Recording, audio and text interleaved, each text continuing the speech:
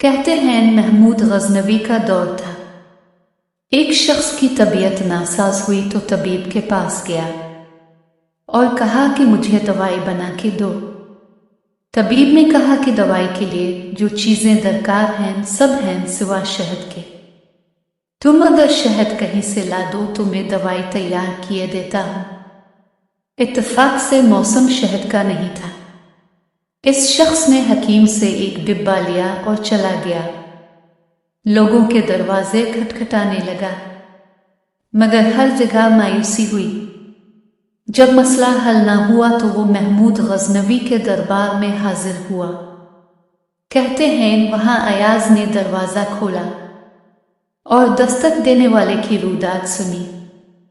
इसने वो छोटी सी डिब्बा दी और कहा कि मुझे इसमें शहद चाहिए। अयाज ने कहा अब तशरीफ रखिए, मैं बादशाह से पूछ के बताता हूं। अयाज वो डिब्बा लेकर बादशाह के सामने हाजिर हुआ और अर्ज की कि बादशाह सलामत, एक साइल को शहद की जरूरत है। बादशाह ने वो डिब्बा ली और साइड में रख दी। अयाज को कहा कि 3 बड़े डब्बे शहद के उठा के इसको दे दिए जाएं। अयाज ने कहा हुजूर इसको तो थोड़ी सी चाहिए, आप 3 डब्बे क्यों दे रहे हैं? बादशाह ने अयाज से कहा अयाज वो मजदूर आदमी है, इसने अपनी हैसियत के मुताबिक मांगा है। हम बादशाह हैं, हम अपनी हैसियत के मुताबिक देंगे।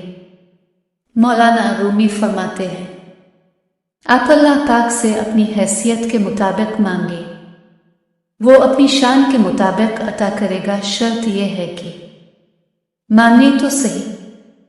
अगर कहानी पूरी पढ़ ली है तो एक बार दुरूद शरीफ पढ़कर कमेंट में माशाअल्लाह लिखें।